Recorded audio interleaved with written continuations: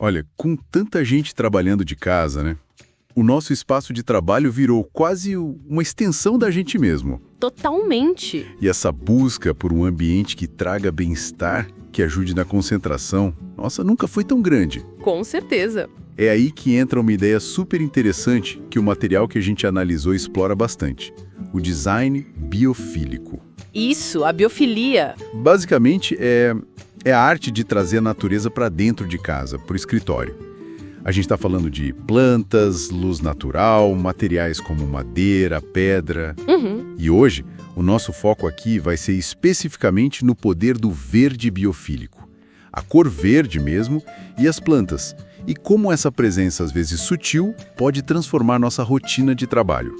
Ok, vamos desembrulhar isso. Exatamente. A nossa análise hoje vai fundo nisso, sabe? Costurando informações de artigos de design, pesquisas científicas, notas sobre psicologia ambiental. Legal. A gente vai investigar as evidências que mostram o impacto do verde na produtividade, no bem-estar. Entender a psicologia por trás desse efeito que parece quase mágico. Mágico, mas com ciência por trás. Isso, ver como isso se aplica na prática e, claro, dar umas dicas. E tudo isso conectado a uma ideia maior, o design emocional. Como as cores e o ambiente, moldam o nosso estado de espírito. Perfeito. E imagino que a ciência tem coisa para dizer sobre isso, né? E tem, viu? As evidências científicas que a gente encontrou nos materiais são bem convincentes. Estudos feitos em escritórios que incorporaram mais elementos naturais. Tipo plantas, a cor verde. Exato. Especialmente plantas e tons de verde. Registraram aumentos bem notáveis. Falam em até 38% na produtividade, Uau. 47% no bem-estar percebido pelas pessoas e 45% na criatividade. São números expressivos. Nossa, muito! Aqui é onde fica realmente interessante. Quase metade de melhora no bem-estar. Isso é gigante! É gigante. E tem mais, olha só. Um estudo britânico destacou algo impressionante. Pode até parecer pouco, mas adicionar algumas plantas sem mudar mais nada no ambiente, sabe?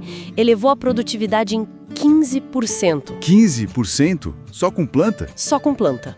Fazendo a conta, isso é quase um dia de trabalho extra por semana, de graça. Incrível! E não é só no escritório, né? Durante a pandemia, uma pesquisa mostrou que 74% das pessoas sentiram uma melhora significativa no bem-estar emocional só por ter plantas em casa. Faz todo sentido.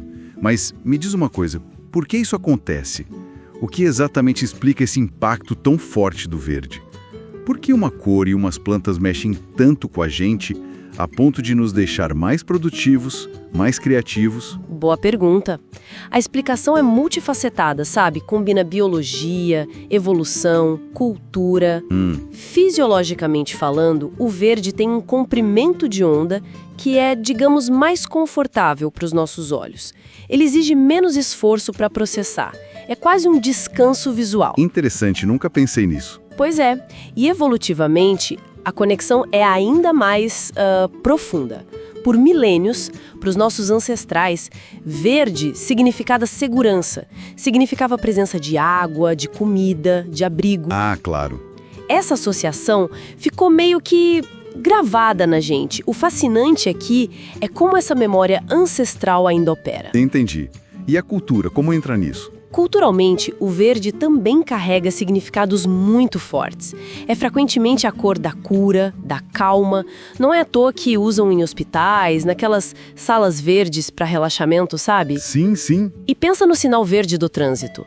Significa siga em frente, segurança, equilíbrio. Tudo isso junto contribui para um efeito restaurador na nossa mente. Faz todo o sentido essa conexão ancestral e cultural. E a gente vê isso aplicado em projetos reais, né? Lembro de ter visto em revistas, tipo Casa Vogue, uns exemplos de home offices que usam paredes verdes. Sim. Móveis nessa cor, combinando com madeira. Ficou um ambiente super acolhedor e que parece ajudar no foco. E as empresas grandes, elas também estão nessa onda. Com certeza. E não são poucas.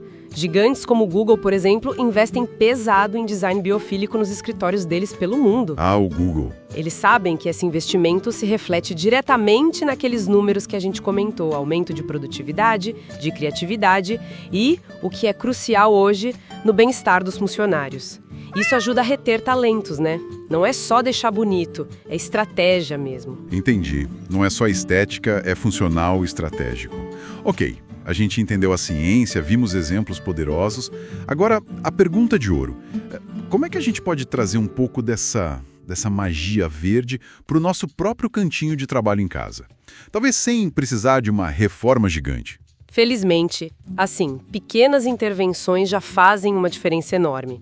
A forma mais direta, claro, é adicionar plantas reais. Plantinhas. Elas, além do verde visual, elas comprovadamente purificam o ar e ajudam a reduzir o estresse. E tem espécies super resistentes, ótimas para iniciantes, tipo a espada de São Jorge, a jiboia, zameucucas. Essas são guerreiras, né? São super fáceis de cuidar. Outra via é usar a cor verde de forma inteligente, não precisa pintar tudo de verde, né? Imagina. Uma parede de destaque num tom suave, tipo um verde musgo, um sálvia, já cria um ponto focal relaxante. Ou então usar o verde em detalhes, almofadas, um quadro bonito, porta-lápis, quem sabe a própria cadeira do escritório. Detalhes que fazem a diferença. Exato, e combinar isso com texturas naturais. Aí o efeito amplifica. Uma mesa de madeira, um cesto de bambu, uma manta de linho. E a iluminação, não podemos esquecer. Priorizar a luz natural é sempre o ideal. Sempre. Mas se não der, luzes de tom mais quente, indiretas, ajudam a criar um clima mais aconchegante, menos cansativo para os olhos. Se conectarmos isso ao quadro geral, são pequenas coisas com grande impacto. Então, o que tudo isso significa? No fundo, o que a gente está discutindo vai muito além de escolher uma cor bonita ou ter uma planta na mesa, né? Muito além. A gente está falando de como o design do nosso ambiente afeta diretamente nossos sentimentos, nossa saúde mental. É aí que entra aquele conceito de design emocional, certo? Precisamente. O design emocional pensa os espaços, explicitamente considerando as emoções e o bem-estar psicológico das pessoas que vão usar aquele espaço. E as cores seriam como vitaminas. Isso, quase como vitaminas emocionais.